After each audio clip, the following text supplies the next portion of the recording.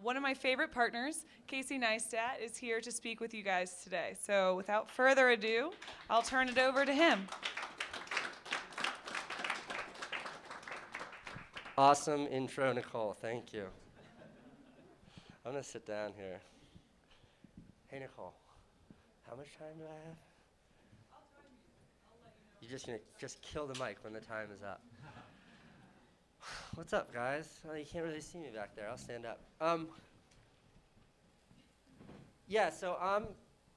make movies on YouTube. I do a bunch of stuff. Let me just give you like a quick syllabus for today's presentation. So I'm going to talk to you guys a little bit about why I'm here and movies and YouTube.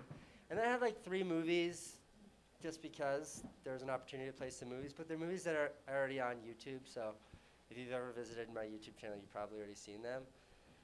But in any event, I thought we'd watch them, and then we could pick them apart a little bit and talk about them. And then I'd love to leave like a window for us to chit-chat and have some Q&A at the end of this. But that sounds really ambitious for 40 minutes, Nicole. But I think we can do it. Okay, so briefly, like, hyper-abbreviated bio is that I started making movies on, I started making movies, whatever, in like 1998, like when you could first get that iMac, that like big bubbly blue one. You know what I'm talking about? It had like that handle on the top, weighed like 60 pounds. It was the first computer you could edit video on for regular people like me, and I was a teenager at the time. But then I started making like movies that I think most people make now when they start making movies, but now they make them on their cell phone, like, shit like my kid playing in the backyard, and I made a movie for like my girlfriend's birthday that was terrible. But I really dug it. And then I, on a moment of inspiration, I moved to New York, and I was like, I want to figure out this filmmaking thing. And I made movies, and I would put them on the internet, and the internet was such a weak outlet for film distribution back then. And I remember I would like post them on my iDisk, or whatever Apple called it back then, drive, and I would email people my username and password so they could log on to my iDisk and then download my like QuickTime videos that were this big, that were like 3 megabytes, and it would take like 5 minutes to download it. But that's how I started distributing my movies. And then I said abbreviated version of my bio, but I'm just diving into it now, so I'm just going to keep going on this side. And then like in 2003, I made a movie with my brother about the iPod, and this was like right when it came out, and like right with the resurgence of Apple, and it was like this like godlike music player, like the most celebrated. It was right when they came out with those like dancey, silhouette-y posters. You remember those things? You guys are all kind of old, right? Except for you. And no one had anything bad to say about the iPod, but mine, when the battery died, I tried to replace it, and Apple was like, just buy a new one. So I like called them back and recorded the phone call and had them say that officially, when they're like, yeah, we don't change batteries. You have to buy a new one. And then I went around Manhattan, which was covered in those iPod posters, and I spray painted, much like on the pack of cigarettes, where there's a disclaimer, cancer kills you, cigarettes cause cancer, and I spray painted on all the posters, iPod's unreplaceable battery only lasts 18 months. It's like me doing the world a favor. And I made a movie called iPod's Dirty Secret that was basically all of that. And I put that on the internet on like a splash page, and it like was all over the place. And like, I don't really know how to explain how big it was, but it shut down the private server that it was on, like the hosting company that was paying $19 a month. And so instead, I took the video down and put a message up there that was like, please help me figure out how to post this. So a kid from MIT emailed me, and he's like, I'll put it on our school servers. And then it shut down the MIT campus. So then we had it on a network of schools across the country, and it was shutting them all down.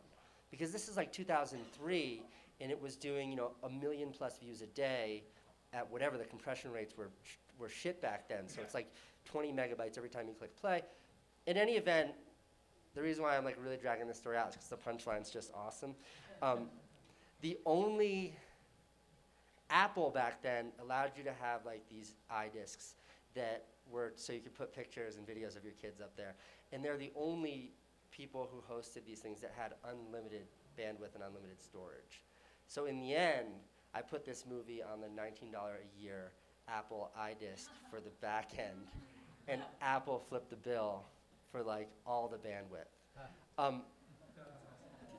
But I've digressed horribly. So that movie was like 2003, and like when I put that movie out, I had very much so had a day job, but it definitely like it was all over the news back then, and the news back then was not websites. The news was TV, and we were on everything from ABC, NBC, Al Jazeera, BBC, worldwide. It was this huge story, this David and Goliath, this like kid with a video camera versus Apple computers. And it was the first time I kind of tasted the power of the internet for distributing videos. A video that otherwise I don't think would have a place anywhere in the world. Like, what would you do with a 3-minute movie that bitches about Apple's battery replacement policy? Like, who gives a shit? It was the first time I saw the word viral, which is such a disgusting word, attached to the video. In any event, you know, my movie career from there just like was a lot of hustling up until like 2008 when I sold a self-titled series to HBO. And it was a series that I wrote, directed, edited, made it the same way I made my YouTube videos. I did it with my brother, and then we just sold it to HBO. It says HBO original programming in front of it, but they just kind of bought it from us. And it was a big deal, and it was a mainstream success. And around the same time that went on air, which was 2010, was the same time that I premiered a movie I produced in Cannes. Same year, I premiered a movie here at Sundance and won an Independent Spirit Award. We're like on TV, like Natalie Portman, like handing you an award, like wearing a tuxedo, like a big deal. So I'm trying to paint a little portrait of like making those shitty videos of like my baby mama's birthday that are just terrible to like a real mainstream kind of success in this industry. And that point was like 2008. And I remember I had this moment then on an airplane. You know that thing like when you're on an airplane, especially if you're leaving an awesome place and you're going back to a shitty place, like leaving vacation, going back to work. If you're listening to music on your headphones and it's a really good song, you get like this like overwhelming nostalgia and you're like, why am I crying by myself on an airplane right now listening to like Radiohead? Okay, no, never mind, forget I said anything. I had one of those moments, and I was like, but it was about work. And I call it my Jesus moment. I don't know what that means. Don't even know much about Jesus, except for that he was a Jew. But the moment was, for me, was about, like, at the time I had the show on HBO. I had these movies that were really successful. I had a production company in Manhattan with 18 employees. That was mine, and, like, 2,000 square feet in downtown New York City. And I had a half pipe in my office that is officially the most expensive per cubic foot half pipe in planet Earth. Like, ridiculous. And my Jesus moment was just like, what am I doing? Like, what? I left Connecticut and like ran to New York City because I wanted to sort of realize a dream. Thanks for coming, guys. 2 o'clock, couldn't make it, huh? Yeah, have a seat. Welcome. But the question was like, why? Why? What's the goal here? And the reason why I left and the reason why I moved to New York City was like to chase a dream, and that dream is to make movies. And the reason why that moment was such a big deal for me was because it was like I was more of a manager than anything else. Like even the HBO series, HBO is the most amazing creative partner ever. They gave such little creative feedback. They made virtually no creative demands. The feedback they gave was wonderful. But the sort of bureaucracy that goes along with putting a show on HBO is enormous. The QC, the quality control, the legalities, the clearing every frame of every second of everything, like the nonstop. It was insane, and it took the politics, like the politics within HBO. It's a huge company, lots of people. When's it going to go? What's our time slot? Like all of those things were things that I don't care about. I still don't care about them. Selling my feature film after Sundance, like all of that politicking, like that doesn't turn me on. That doesn't get me excited. And that's what my job had become. That's what the majority of my time was. It was that. It was managing my staff. It was all this stuff. And what it wasn't was creating. It wasn't making stuff. And making stuff is what I care about. And where I'm taking this long, drawn-out story was that at that moment of 2010, with all of those mainstream successes in my career, I made this decision to do nothing but make YouTube videos. And the reason why I made that decision is because I think YouTube, I don't even think it's I think it's, I can state this objectively. YouTube, the internet, I point to YouTube, but the internet at large, is in the history of filmmaking, the history of motion picture rather, it's the first outlet for movies. It's the first outlet where there's nothing between you, the creator, and an audience. There's zero filtration there. There's nothing. There's none of those shenanigans that dealing with TV or anything that's always existed in this industry. It's something I liken to if you talk to a painter. There's a painter in his artist studio and he paints a picture and it's exactly the painting that painter wants to make. And then that painting goes into a gallery, goes wherever it goes. And when we go and look at that painting, it's exactly the painting that artist created. And that idea has never existed before in filmmaking because there are all those levels of filtration. And no matter who you are, whether you're Woody Allen or Martin Scorsese, you're still dealing with some level of those filters, those bureaucracies, with one exception, and that exception is the internet. And that's why I sort of ran away from all of that mainstream stuff to YouTube, because in the last 3 years, almost 4 years now, of deciding just to make YouTube videos, I've put out 80 short movies. 80, like that's just an insane amount of movies. And I would do more, I just have to stop making movies every once in a while to like make a living so I can pay bills and stuff. But if I didn't have to make a living, I could probably double that amount. But just to try to fathom what that means to make 80 movies in 3 years, like that's not an idea that even exists in this film world. And it's only because I was able to remove all of those levels of filtration. And that to me is kind of the romance of the internet and romance of YouTube. And it's a romance that I talk about a lot, and I think the reason why I'm up here right now at such a prestigious event as the Sundance Film Festival is because I think like YouTube's biggest struggle, and certainly mine when I refer to myself as YouTube filmmaker, is like YouTube is still dominated by like cat videos and funny like people getting kicked in the balls and stuff, and like as much sophisticated stuff as I try to watch on YouTube, I watch more cat videos than anything else because cat videos are great. And I think that like there is a stigma that, and it's not fair. It's a fake stigma. It's not a real thing.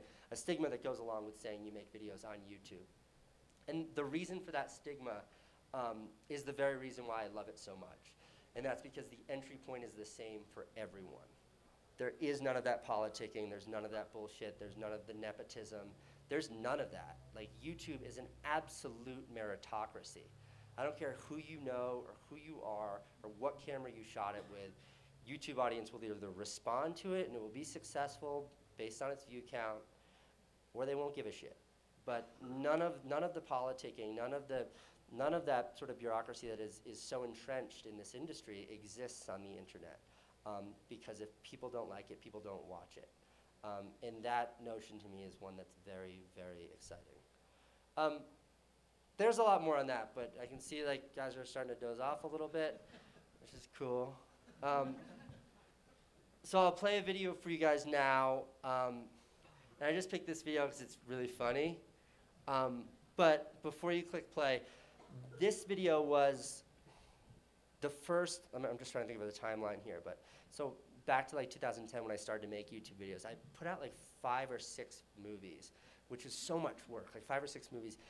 And the most views I had on one of those movies was like 1,200, which is a lot of views. But the aggregate was like, you know, a couple thousand views.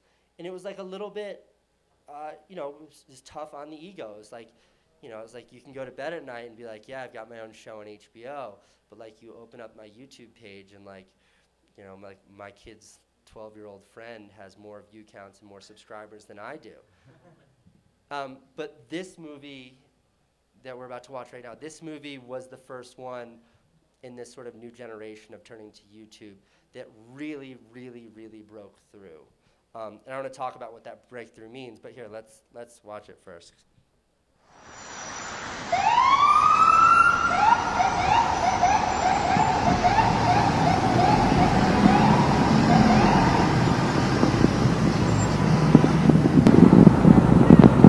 I'm getting a ticket for riding my bike not in the bike lane. Can't believe you're busting my balls. I'm doing the world a favor riding my bike. It's pouring rain out here. You're doing the world a favor. Yeah, look at this. Look at these assholes. Look at this guy. Double park right here in a bus lane. You're not giving him a ticket. Mail it in, guilty, not guilty. Everything you need. What's the right fine? back. You're a bicyclist, so it's anywhere from $10 up to $130, depending on your record. But it's a bicycle summons. A bicycle summons for not riding in a bicycle lane. You know. Lower. The red light's coming.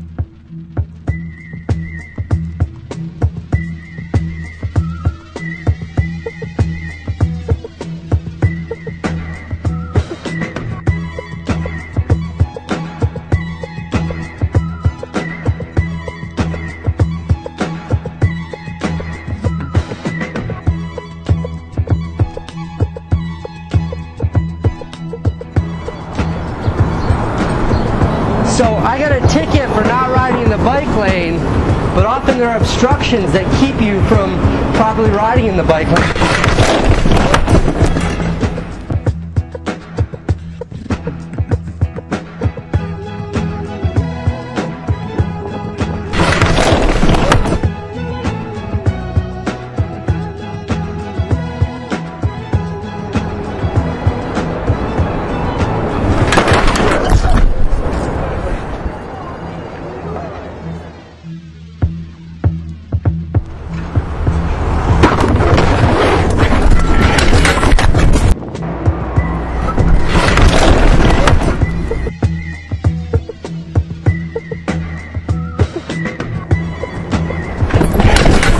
Listen up. As you've been hearing on our show and elsewhere, the police continue to crack down on biking infractions. As the number of bikers explodes throughout the city, ticketing is on the rise. Casey in Manhattan, you got a ticket this month? Yeah, I got a ticket about 3 weeks ago for riding my bike not in the bike lane. Not in the bike lane. Alex is holding up a sign that says, you could have just said it. Oh, okay. His sign says, not illegal. Yeah. I wish I had known that before I paid the $50 ticket. Well, so...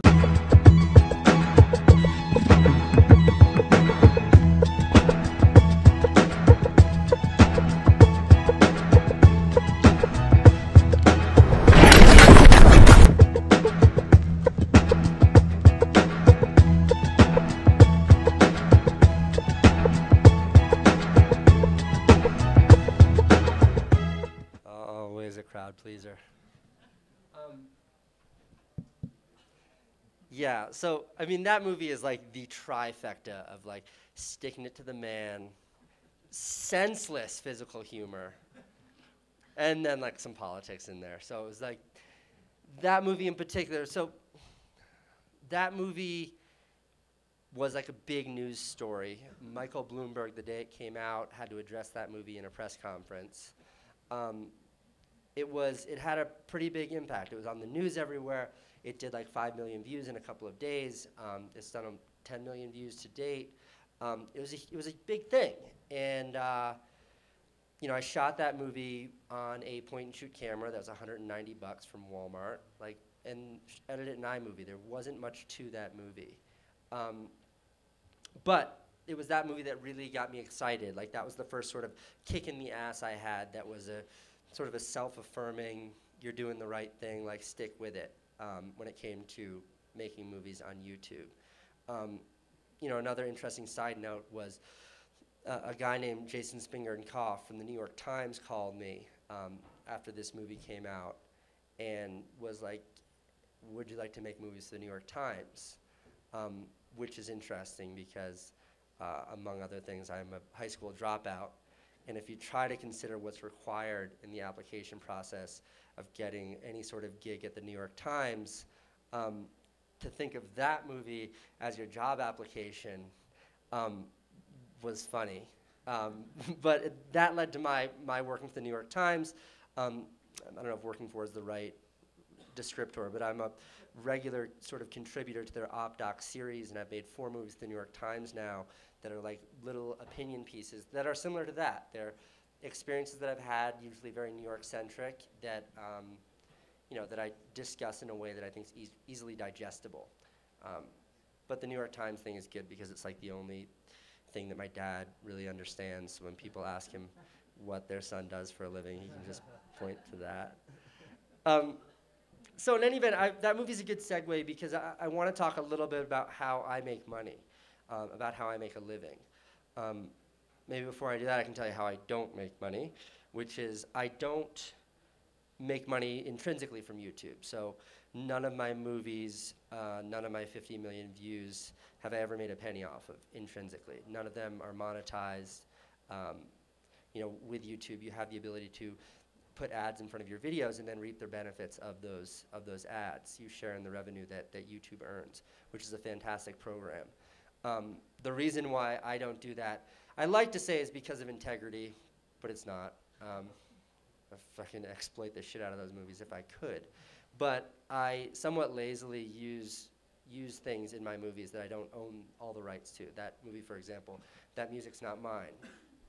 And I think that, I don't know whether I could or not click the monetization button. I'm sure Nicole can answer that back there. But I don't feel right taking advantage or making money off of other people's intellectual property, so I don't. How I do make money is by building as big of an audience as I possibly can on YouTube organically, by just turning out as much work as I can and building this audience. What it does is it sort of illustrates my ability to reach and to communicate with people. And there are a lot of people, especially companies out there, that have a desire to communicate with the same people that I do on a daily basis organically. They'd like to reach those people.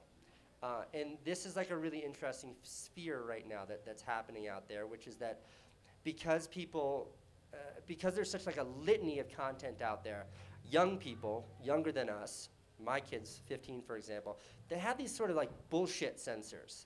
And when they're watching something that's advertising or something that's being forced on them, they know it's transparent and they click out, they close it, they don't watch it. So there's a demand for sort of authentic content, authentic branded content when working with brands. And that's how I make money.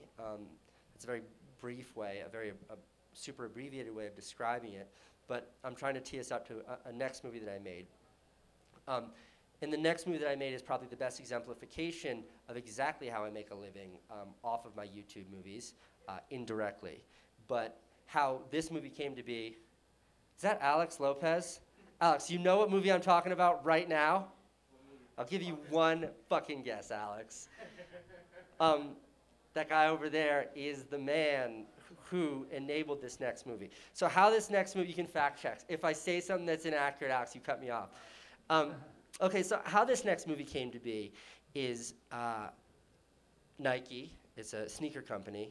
They make other sports apparel too. Really high quality stuff. They're out of Oregon. They contacted me and they said, we have a new product coming out. We like your style and we think that there could be a good partnership here where you make some movies for us, make some branded content for us. And I said, great. That poor guy over there had to sort of babysit me through the production of a handful of videos. We made 3 videos together. And the first 2 videos I think were exactly as the brief described, exactly how we sort of pitched it, exactly what Nike was enthusiastic about, and they were great videos that people really responded to well.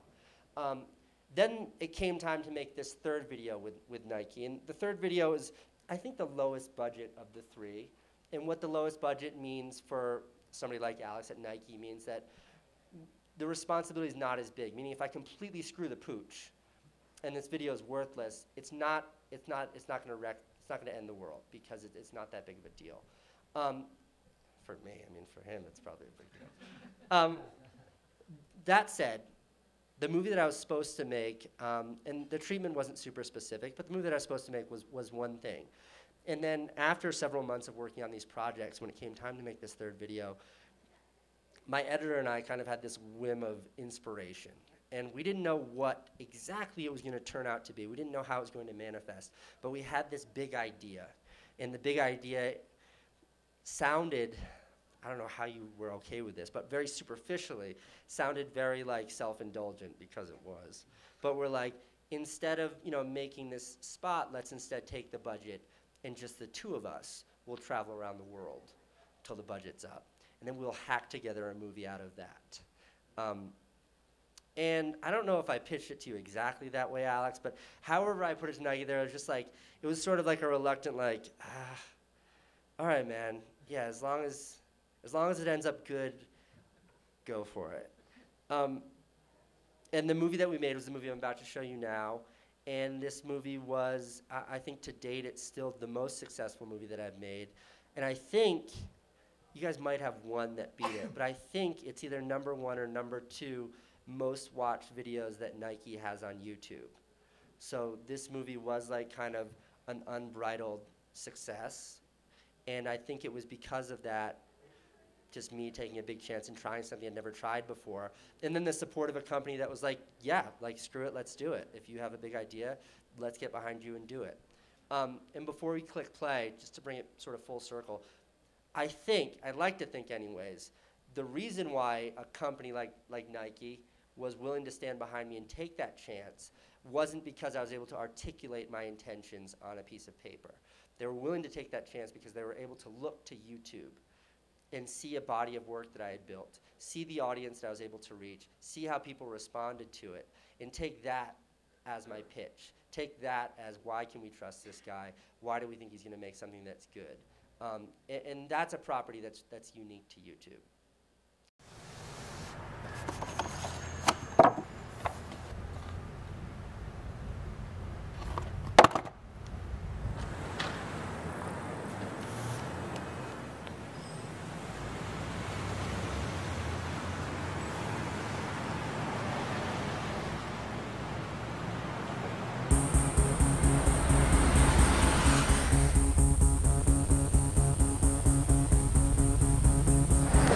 Definitely make this flight, but we're cutting it close. So far the trip is off to a fairly irresponsible start. And so it begins.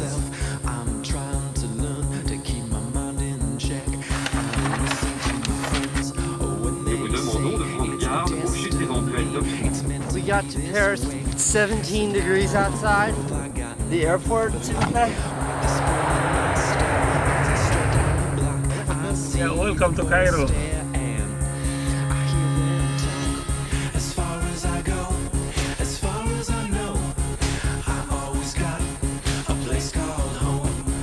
All in all, very successful. We visited Tahrir Square. We rode horses. Max almost fell off of his.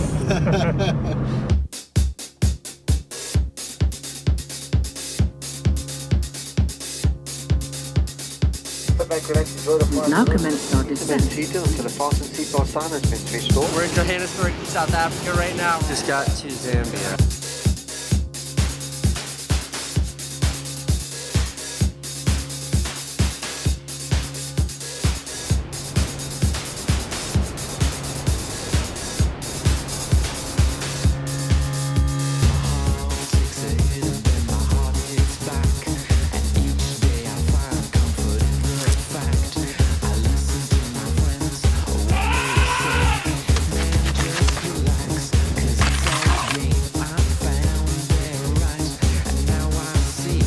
Stuck in Nairobi. We're at the Vatican right now. We're leaving Rome, we're renting a car. The trouble is all of the street signs are written in squiggly lines. Back in Doha. Our flight board's 2 minutes ago. We're in Bangkok. We have a terrible taxi driver. Thank you. Hey Swanee. What's up? We forgot to eat today and I've got the shakes real bad. This is the gnarliest airplane food I've ever seen. Look at this wiener.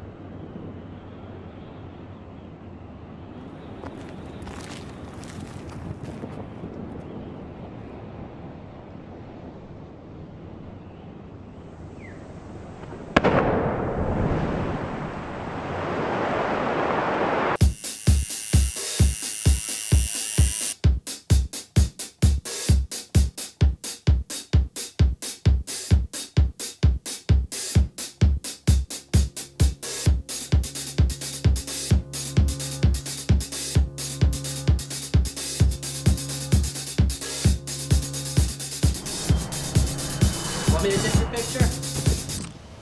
I like this.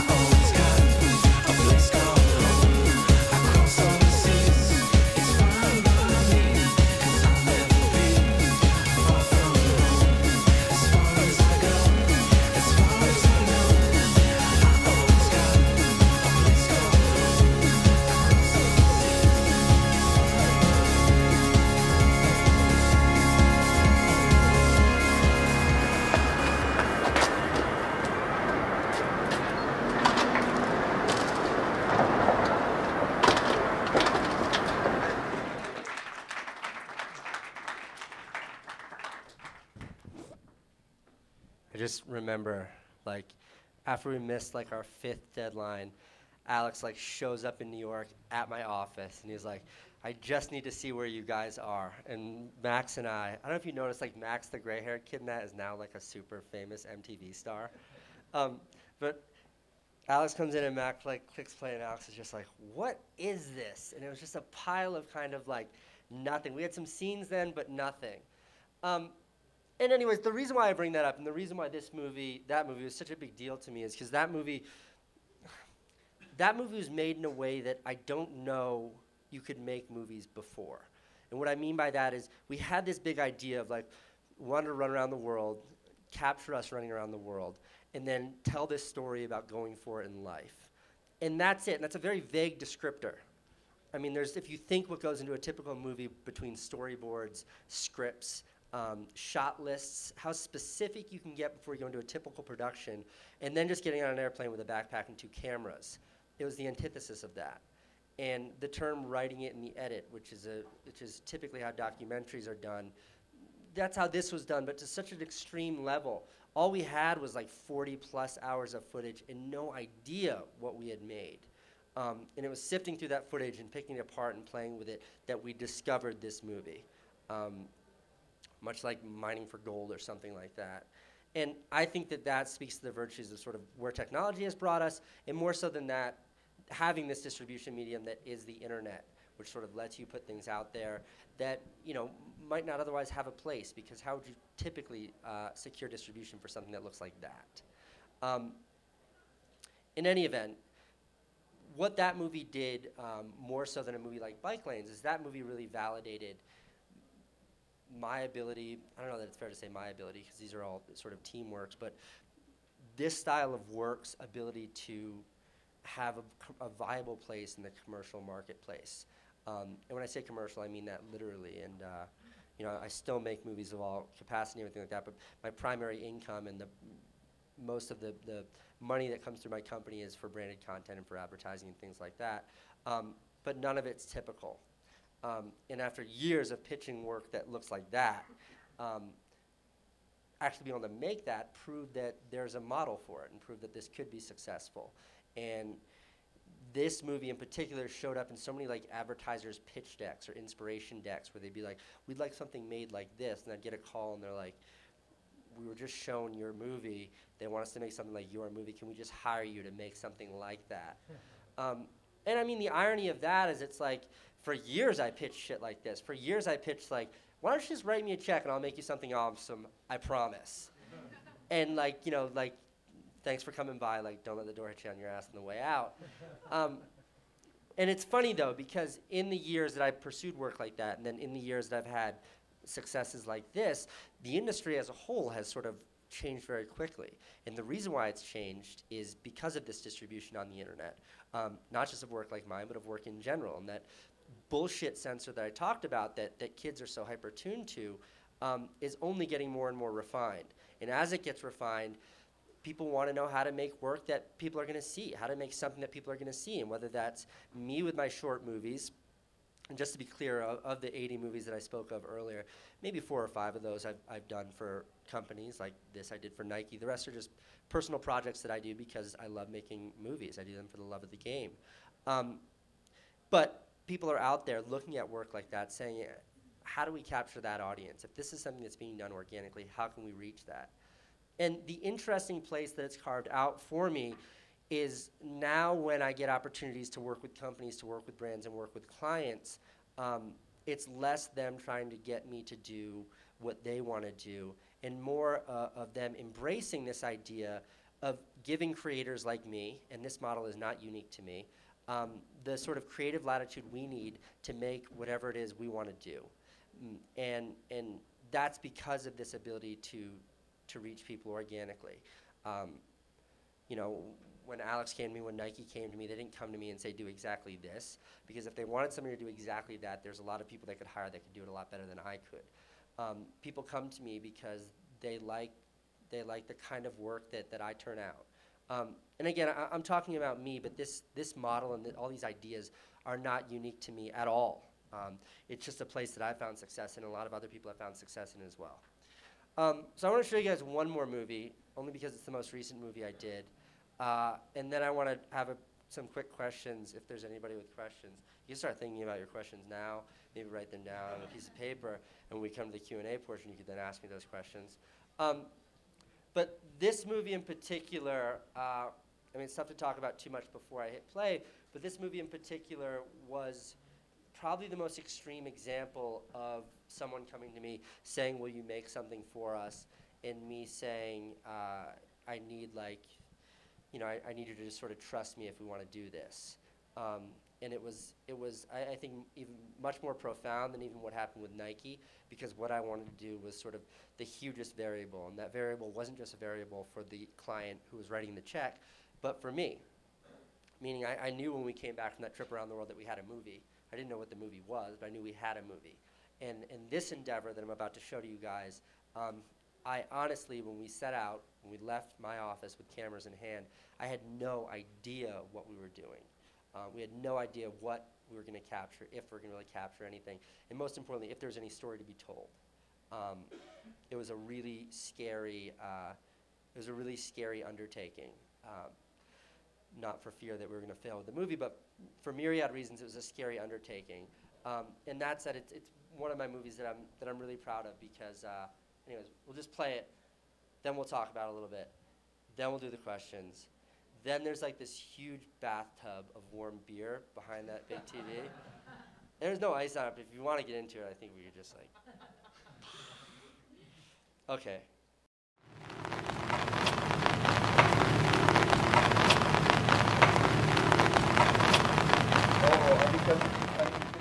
Okay, so this is the actual correspondence. Dear Casey, 20th Century Fox is releasing a new movie, The Secret Life of Walter Mitty. We want to run a campaign under the concept, Live Your Dreams. The collective theme of this initiative will be to motivate, inspire, and give people a catalyst to do something they've never done. We'd like to know if you'd be interested in creating a video about living your dreams. And this is the actual response I sent to them. Here's my concept. Give me the budget, I'll go to the Philippines and spend every penny helping people in need.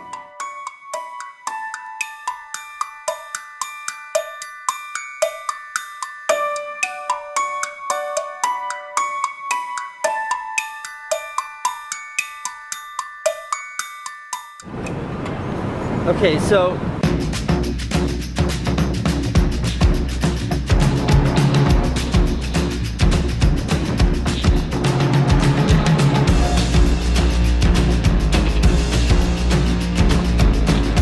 what I'd really like to do is... Bye, thank you for your help.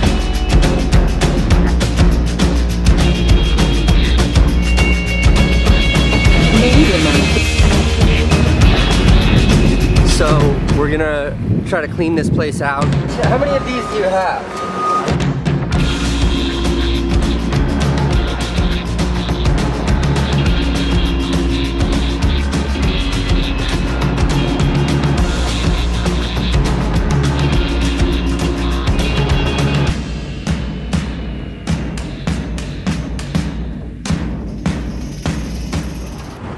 This is what the secret life of Walter Mitty's promotional video budget looks like.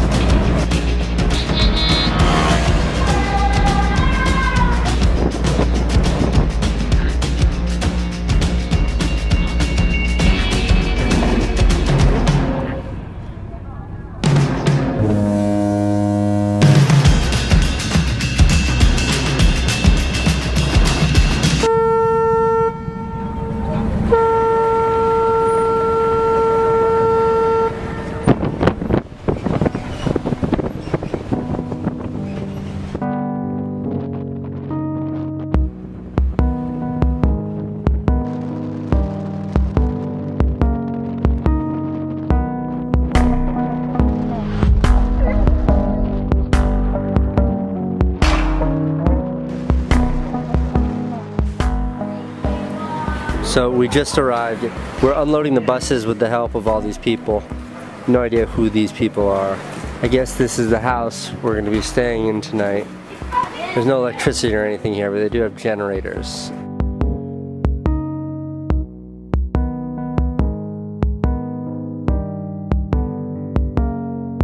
That's 500 bags, so we have 500 more to go.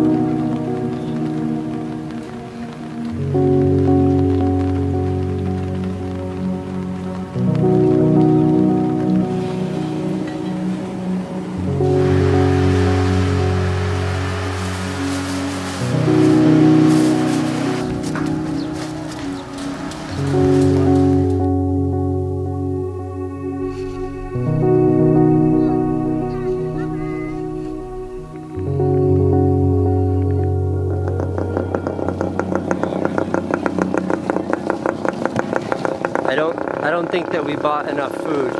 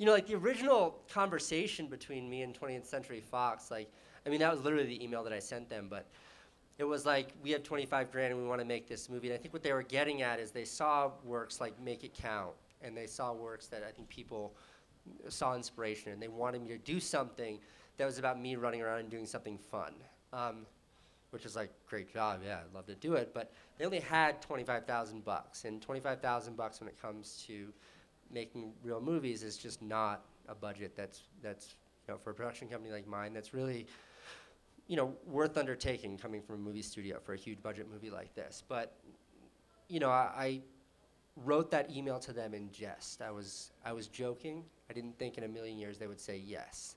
And they didn't really say yes. It was just like this one woman at Fox named Bettina who was like, I can kind of approve this on my own, and if you want to do it, go for it, and if it doesn't work out, I might get in a little bit of trouble, but it's like, let's worth the shot.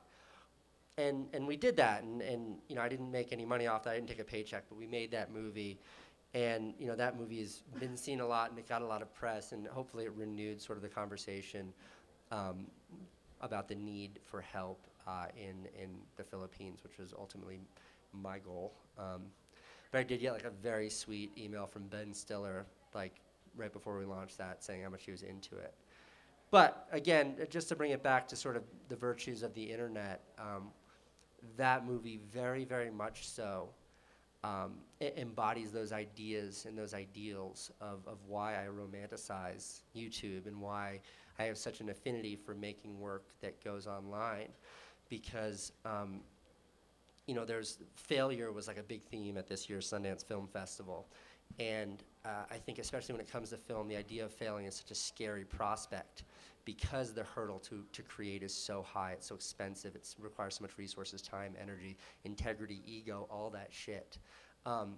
But because of the internet, like, it's kind of easy to get past that stuff because, like, what's gonna happen? Like, nobody watches it, no big deal, you just persevere. And when you overcome that fear of failure, you're willing to take much bigger chances. And I can tell you, like, a movie like that, beyond like the risks to our lives, and there was like really scary shit that happened that I didn't put in that movie, really scary stuff. I honestly didn't know that we'd have a movie. Like, all we wanted to do was go over there and like write somebody a check for 25 grand and hand it to them. But none of the NGOs wanted anything to do with us. They're like, no, we don't want you to come hang out with us, take pictures of us, or your money. Literally, like, no one wanted anything to do with us. And that was why on a whim, we're like, all right, let's launch our own relief mission and see how this goes. And that's why we did that. Okay, so let's do some questions. There was like, the first night in Tacloban, like, this is no joke. And I'm saying this on camera, and I haven't. The neighbor's house, like, there's no windows or anything. You sleep, you wake up covered in these black bugs, you wipe them off your skin, you go back to bed. There's no electricity, there's no police, it's pitch black, there's nothing. Like, something goes wrong, no one's gonna hear you scream. There's nowhere to go. And the first night we were there, like, a neighbor's house was robbed at gunpoint.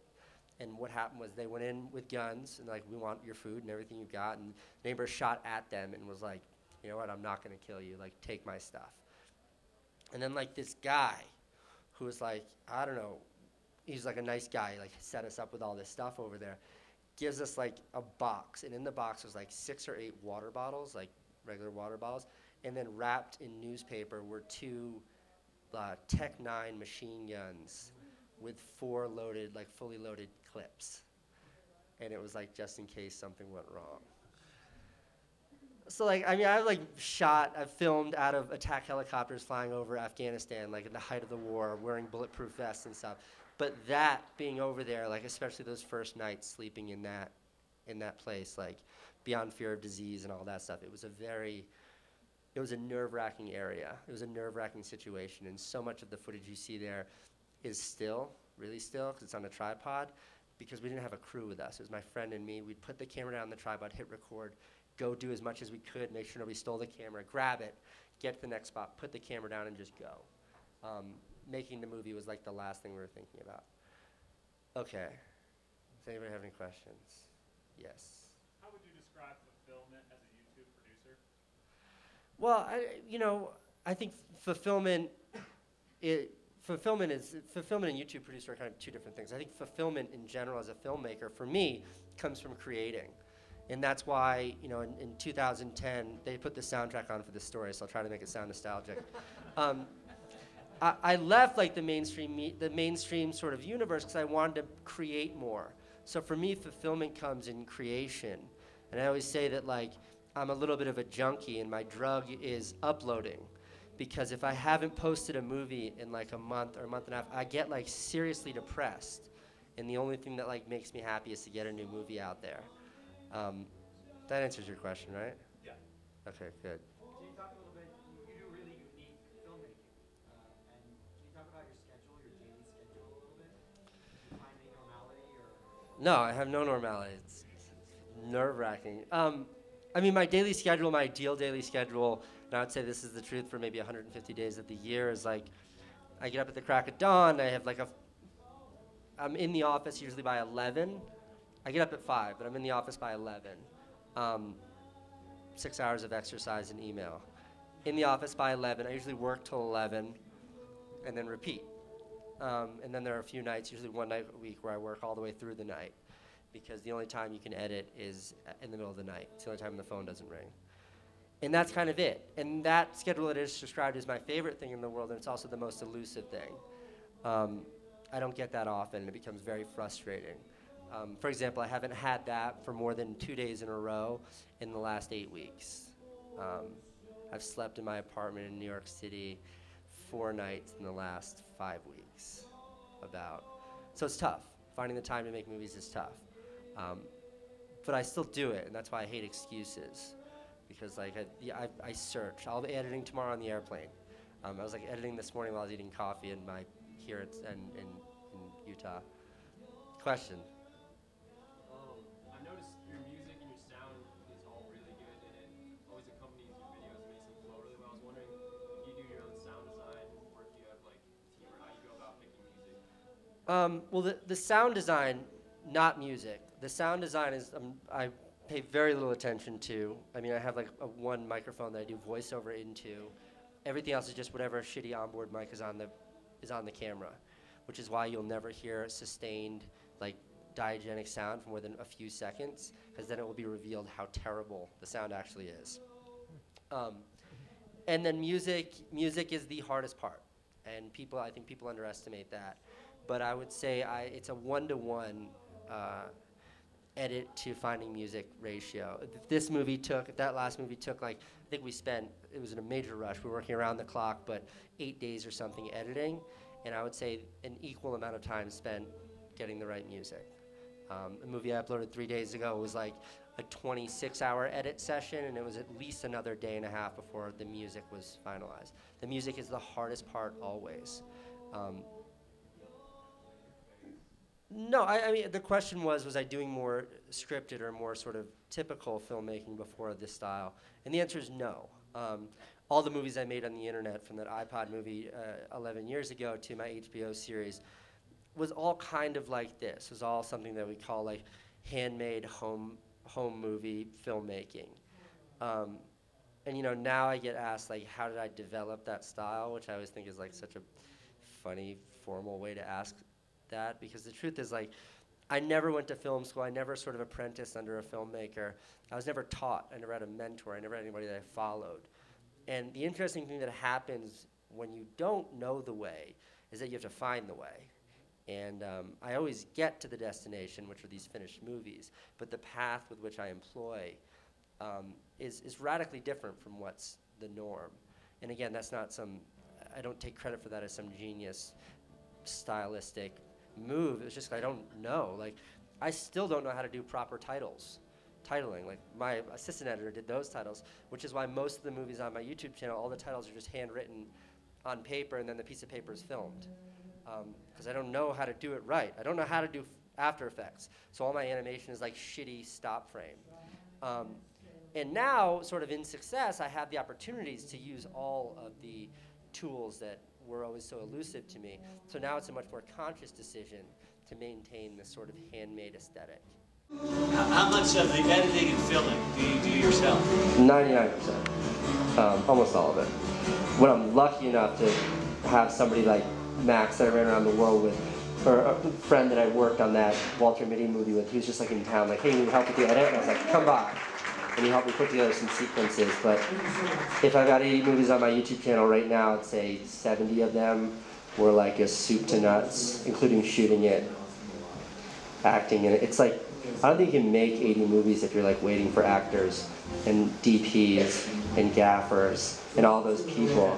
And that's why like I've sort of become the star of all my movies. It's not entirely ego, only like 90% ego. But it's like, I only kind of mean that. But it's because I'm always available. Like when I want to make a movie, it's like, who should be in this movie? And it's like, all right, I guess it'll be me again. And turn the camera around. Because at 2 in the morning, it doesn't mean calling someone in. I do my own voiceover because like, I lack the patience to try to explain to someone what the attenuation should be on they're saying a certain word. And that was how it's the foundation of me sort of, you know, all the movies being so sort of, such a one-man show. Guys, thank you. Wait, hold on, I have something else I need. Okay, I'm making a movie for like, just for shits and giggles. And I don't know if this movie's gonna work, but I want it to be like a montage of my whole YouTube at Sundance experience. And I'm like cutting together a million shots, and each one has a swoosh at the beginning and a swoosh at the end. So it'll all look like one shot. It's like when I turn the camera, it's in a wildly different location. That doesn't make any sense. Does it? Makes sense. It does. Okay. So like, I want to pan up to you guys, and I have all your attention so we could say something fun. You guys have any ideas to what we should say? was like 2 years ago. But Uploading is my drug. I like that one. That's long. I try not to promote drug use. It's your quote. We're in the movie. Okay, how about... Come on, keep them coming. No, none of these are right. Those are all wrong. Embarrassing moment. Do more. No. Less like inspiration, less didactic. What's more fun? Jump. Peanut butter. Whammy. Do it. I like peanut. Who said peanut butter? How about thank you? That's not for me. It won't be like thank you, Casey. But if it says thank you, then it can go at the end of the movie. But wait, what could be better than thank you at the end of the movie? The end. That's pretty good. Thank you, Nicole. Okay, so I'm gonna do 1, 2, 3, and then we're gonna do the end. Okay? Okay, that's perfect. Fucking genius, that girl. Okay, ready? 1, 2, 3. They said the end. Okay, thank you guys.